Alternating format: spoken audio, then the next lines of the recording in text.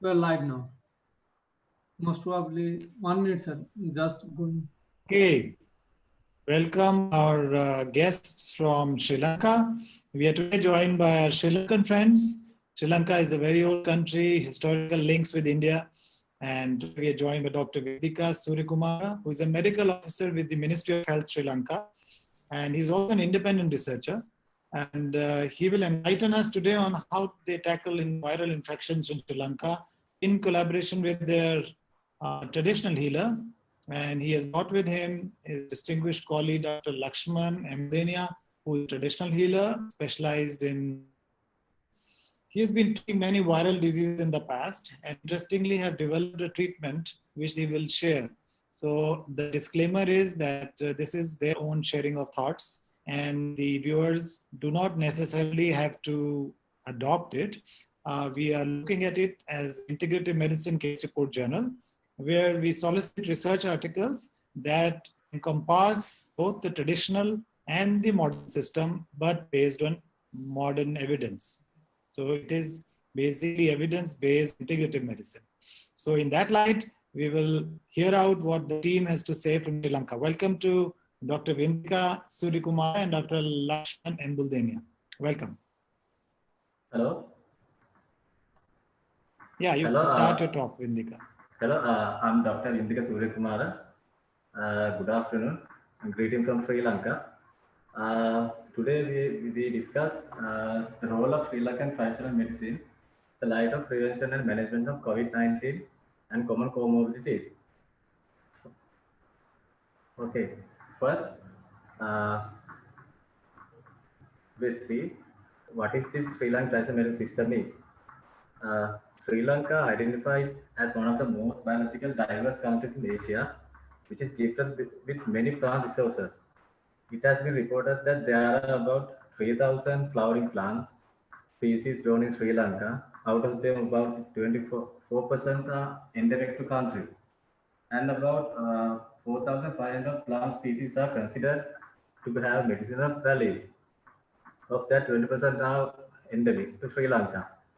So since there are a huge number of medicinal plants in Sri Lanka, it has a rich history of traditional medicine systems. Traditional medicine has been practiced in Sri Lanka for more than 3,000 years. So however, at the present, there are four systems, traditional medicine, medical system in Sri Lanka, namely Ayurveda, Siddha, Unani, and Deshiya Chikitsa, what we call Sri Lankan indigenous medicine or Yelavedagama. So here mostly we talk about this indigenous medicine to Sri Lanka, which we call Deshiya Chikitsa or Yelavedagama. Uh, Here mostly today we talk about that. So however, historic evidence that the Ayurveda and Siddha system came to Sri Lanka from India along with several cultural waves, and the Yunan system left its imprint here through the Arabs. So if you talk about Deshiya Chikitsa, uh, it is originated in Sri Lanka probably during prehistoric times and developed in its own way and is practiced mainly as a tradition. This traditional medicine system, which have more than 3,000 years of tested and proven efficacy and still in use among locals for complicated etiologies such as diabetes, arthritis, cancer, were known to be completely controlled or cured using these herbal remedies alone. In fact, Sri Lanka is proud to claim to be the first country in the world to have established systemic hospitals and still have ruins in ancient cities like Anuradhapura and Nagla. Uh, so the Deshiya Chikitsa system quite different from Ayurveda because it is based based mainly on a knowledge system that is gained through experience rather than based on philosophical concept of written text. So its customs and value systems are handed down from one generation to another and are embedded within a family tradition. However, substantial amount of literature is written in the form of ola leaf manuscripts, and however, the knowledge regarding therapeutic use is depleting day by day. And so in this system, they mostly use herbal preparations as in Ayurveda. And the principle of Deshi Chikitsa system is to consider the body as a whole. So, as, as condition of different organs not being treated separately as in modern medicine. So, similarly, like in Ayurveda, the Chikitsa stress on a balance of three elemental substances associated with heat for achieving physical balance, like namely Vata, Pitta, and Kapha. According to this medical system, every individual has an innate combination of these three elements for which the relevant balance requires to be perceived by appropriately. So, however, in this treatment, magical ritual performance such as Bali, line cutting, Shanti are also used, and some mindful techniques like Samatha and Vipassana meditations. So, Samatha mostly they train patients for like concentrate, mostly concentration, Vipassana to develop insight. So, these techniques anyway uh, not only for the patient, so even for in a difficult time like this will be very useful for anybody to to to live to live with this pandemic. So and there are several ancestries in Sri Lanka which are continuing their special series of Deshi Chikitsa such as orthopedics, burns, boils, wounds, cancer, toxicology, and even ophthalmology. Okay, now we see. I would like to tell you about ancient knowledge on viral fevers. So, self-isolation measures being adopted around the world in response to COVID-19 pandemic are nothing new from Sri Lanka indigenous communities who have over generations developed a system of quarantine against infectious diseases even before the scientific discovery of bacteria and viruses. Indigenous communities attributed infections and diseases to the power of evil spirits and relied on herbal remedies and rituals seeking blessing from uh, gods to prevent illnesses. So in a way, it is remarkable that our Sri Lankan folk communities practice these based on their traditional knowledge of system. And mostly the natives consumed a variety of herbal drinks and porridges. It was normal for every home garden to have few herbs and to regularly consume them. And daily consumption of these plants diets could prevent many diseases as cancer, aging, skin diseases, uh, and even immunodeficiency diseases. So regarding how so anyway at the moment we see uh, the death the death toll from COVID-19 apparently been low in Asia than in Western Europe and North America. So I can here. So here, if you take deaths per 1 million people from COVID, in Belgium it's about 800, Spain 580, and USA about 300, Japan and all most Japan, South Korea, Indonesia, China, Thailand less than 10. So so anyway, with a 1.94 billion people living in South Asia, almost exactly one quarter of the world population we are holding, and the region comprising 8 countries is extremely poor, densely populated, and geographically close to China, where the COVID started. Uh, and the COVID-19 pandemic was expected to be perfect storm for this region. However, as of June 20th, South Asia had reported a total of only 700,000 confirmed cases and less than 20,000 deaths. So we think, so anyway, several hypotheses were introduced, like hot and humid weather, general young population, different strains, tuberculosis vaccine, lower rate of obesity in the region. However, as per experts in researchers and epidemiologists, that there is little scientific evidence to back these claims. So what we think the reason for this is, I mean, not mostly that, I mean, one of the reasons we think the way of living in this region, because people mostly use, mostly take these herbal plants in their normal diet. So what we think, it's the way immune system respond is different maybe, and so we can sorry we can anyway say no, anyone is immune to this virus. So what we think is even we contract the virus, the virus load would be less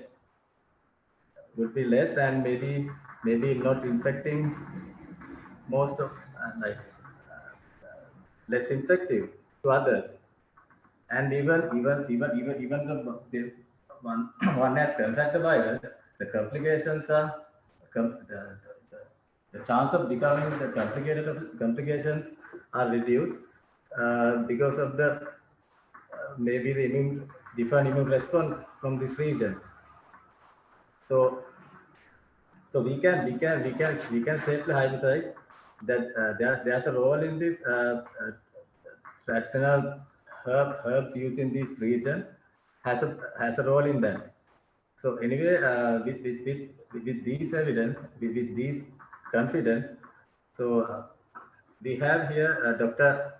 Lakshman Ambudeniya, who is a traditional healer and specialized in virology and has a story to tell to us. So he has developed a medicine for this COVID, so which has been used for any other viruses in his career. So he claimed to be doing the job at the moment, and he will explain you like how it works, and mainly so what's the concept behind this system, this treatment, and all. Okay, please welcome Dr. Lakshman.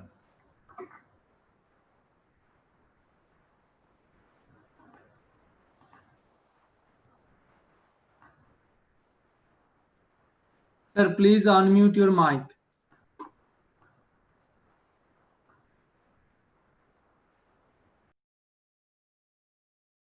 Please unmute your mic.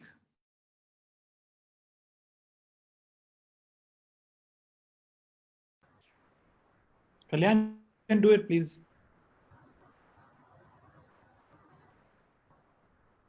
Sir, please unmute your mic.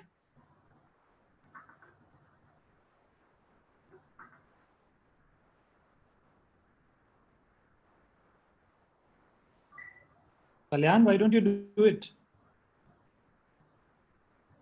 Sir, I'm doing. Yeah, it's unmute now. Okay.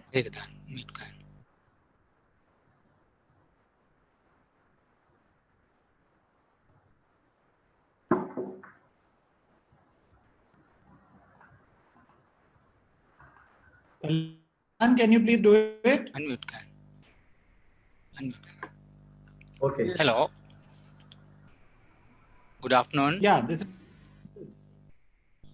Hello, good afternoon. Yes, it is audible. Dr. Lakshman. Yeah, Please I can go hear ahead. you. I can hear you. Please go ahead. Okay. Good afternoon, everybody. Thank you very much for giving this opportunity. I'm Lakshman Ambudeniya from Sri Lanka. I have conducted several research on regarding viruses. Actually, in Sri Lanka, it's called seasonal disease or Rutu dosha. To facing Rutu dosha, our people are normally we are preparing hand preparation medicines. It's called Adbhed.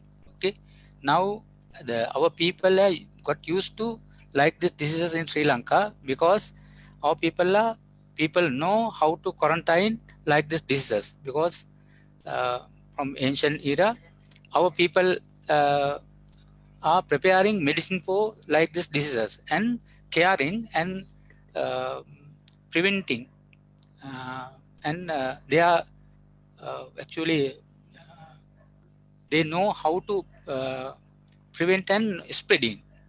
You know, for stop spreading, they normally what we call they use several leaves and other medicines for prevention and stop spreading. My research, I actually what I did reverse technology called reverse technology, and I research from ancient village and using several Ola leaf books, how they prevent and how they control this disease. And what I feel from our ancient era called Ravana and our King Buddhadasa, they use several leaf and bark for these medicines. What I did, I examined about this virus, what is our Hela concepts. And in our Hela concepts, they actually explaining about this virus. They have proper concepts and explanation regarding like these viruses in our Hela system called Sinhala or Sri Lankan system, Sri Lankan indigenous system. Therefore, I try to prepare medicine. It can use with our European system, I mean allopathic system. Now actually my medicine work. Now we can use this medicine with ongoing allopathic system. Like this small syrup bottle, we can prevent that virus. Actually, I have several reports I have prepared from patients like this reports. I have got the data sheets as well as all the medical history like this reports. Okay. And how they prevent from this disease as well as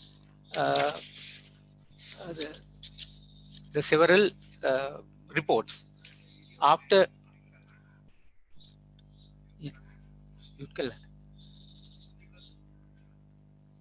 Hello, Dr. Vindika.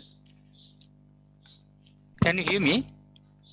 Dr. Lakshmi, we can hear you. Okay. Now, in my research, what I did, I will read my steps. Can you read for me?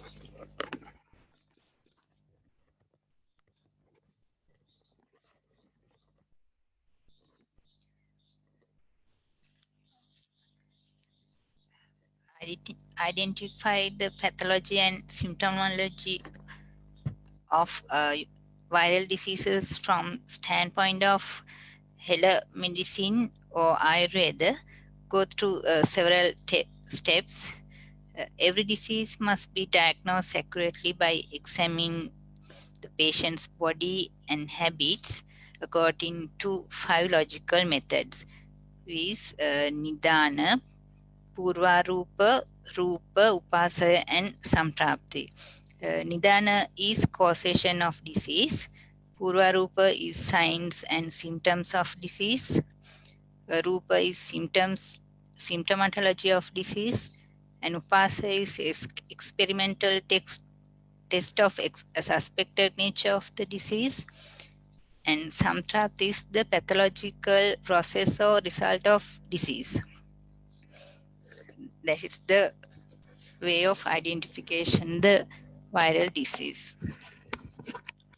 Using that steps, I identified properly and exactly what's the viral, and I prepared this medicine using our HeLa medicine. Now actually by 1 milliliter of drops we can prevent and we can cure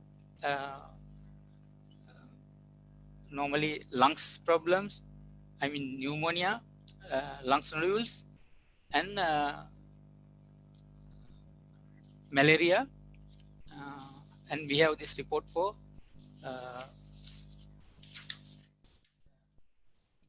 dengue. We have 100 reports. We have prepared 100 reports using dengue patients. And malaria, now we haven't got any reports, but in Nigeria we have got result. They call us and they said they are now using this medicine for malaria also. And we have treated 3 patients in Sri Lanka for corona, and we have got that result. 3 patients are got cured within 42 hours, and we got negative readings. We got 2 reports from 3 patients, and all the reports are negative. Therefore, we can tell our indigenous medicine can cure within few hours or few days any viruses using very small amount of, very small quantity of medicine. We can cure 1 patient, not like normal our indigenous medicine preparing called kasaya or decoction. It will be very big, and we have to feed very big quantity. I mean now using this medicine actually we can cure any patients from viral disease and pneumonia like events. And what we can say, using our HeLa medicine we can cure any type of viral and bacterial diseases. Now we have got result from several patients. Around 4 or 5 years they are not got caught of any virus diseases who they got this medicine from us. The other result is we can use this medicine as a bacterial infection. When we give this medicine to small children, they are not getting any influenza or like other diseases from several years. Actually, we have those results. We have gathered those results, and we can send it to you. Some result we publish on our web page as well. What I can say, using our indigenous medicine, we can stop spreading as well as prevent and cure. As Dr. Vindika said, our in our country, our people use several medicines like saffron and lemon and ginger. Now we have a good result. Actually, we can say a lot of people prevented from this disease using these medicines. And thank you very much for giving this opportunity. And I can produce these reports to any council or any medical board. Any Thank you, Dr. European measures. Thank you, Dr. Lakshmi, and thank you, Dr. Vindika, Hello? for bringing Hello, to sir. can I have like can I have 5 minutes because I have to show some evidence. Yes. Basically, not for COVID, but basically the efficiency of traditional system, medical system Sri Lanka. So can I have Correct. 5 minutes, please? We can, yeah, Thank we you. cannot claim it as a treatment. It must go through the Sri Lankan and global systems of clinical trial and Yeah. validation and validation and ethical approval. So at this point, no one should claim any treatment or anything unless a large longitudinal double-blind placebo controls are carried out. But Yes. it is good that you brought that the additional system exists in Sri Lanka. Ayurveda also exists in India, it exists in Sri Lanka, which is very good. But now over to Dr. Vindika for some comments. And then we have 2 minutes you can please take. Okay. Yeah. Okay. I'd like to share some scientific evidence to the method of classification of herbs in Asian medical system to enhance the confidence in Sri Lankan traditional system. So 1 second.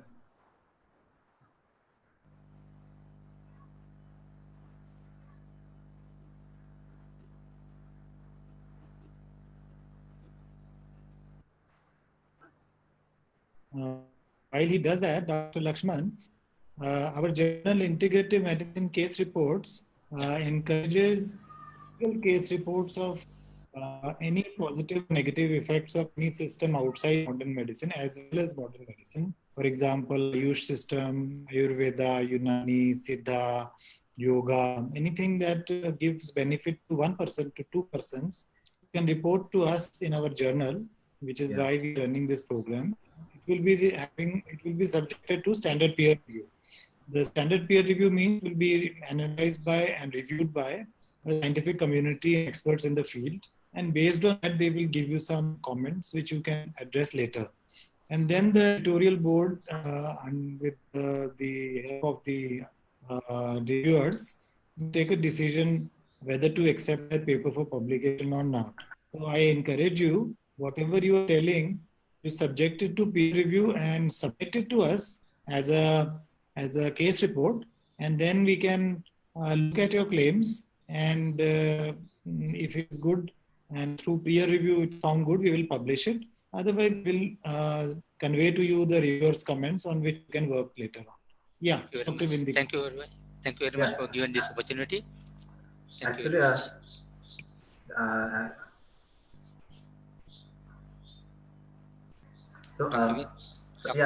I'll show you some scientific evidence on this on the plants done. So here antioxidant activity. So natural antioxidant compounds fall under the category of ascorbic acid and simple phenolic. So phenol compounds are considered to be the most abundant class of antioxidant. Hence, the regular diet intake is estimated to be 10 times higher than vitamin C. So this is what I want to show you. This is here some studies done on herbal plants. So what important is they have taken these plants which has been explained in the traditional system. So they have and tested what they have claimed to be doing. So in these herbs you can see the antioxidant property, and the study concludes that it is two of the species compared with the vitamin C. And here another study done on plant endemic to on other 5 plants in Sri Lanka used for herbal medicine. So here even you can see the IC50 value, antioxidant activity 37 compared to ascorbic acid. Actually it's 40, this is 37. And there are evidence that in the past, like 100 years back, when even not malaria was the term was introduced, people, there were evidence that they were dealt with antimalarial with malaria disease. So there are evidence that they have used these terms. So for common cold, malaria conditions, this all were. This study was in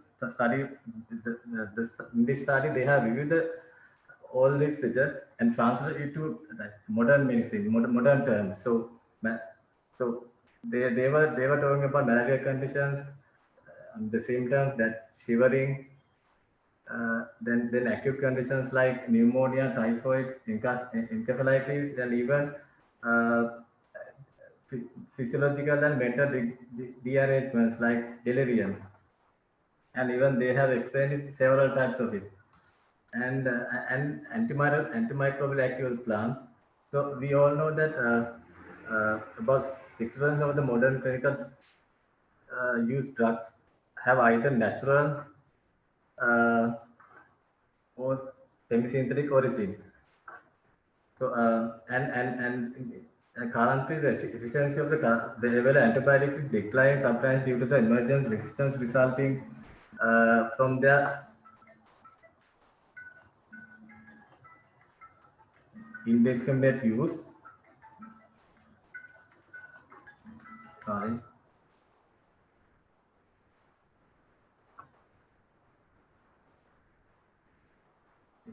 Use and even MRSA identified as a strain that show resistance to different classes of commonly used antibiotics. So in this study, this is something endemic to Sri Lanka.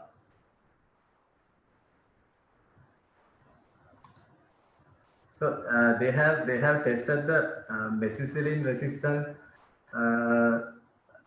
on MRSA, and you can see the positive control. They have used penicillin, erythromycin, ampicillin, and the leaves of this plant is like almost equal, and they so and these results strongly support that its use in the traditional medicine system as an antibacterial agent and antioxidant agent is quite correct. And this is another some evidence of antimicrobial activity of plants. So interactions in many of these species surveyed in the study have a history of traditional use in Sri Lanka, and the results total of 29 out of 32 species. Sorry. Being active against at least one microorganism, and excess of 26 species inhibited non-fast bacteria, and 20 species inhibit gram-positive bacteria. And interestingly, the positive control had, the gentamicin they use as positive control inhibit the growth of the 6 bacteria species to a greater degree and than the plant extract, although this was matched by 3 species.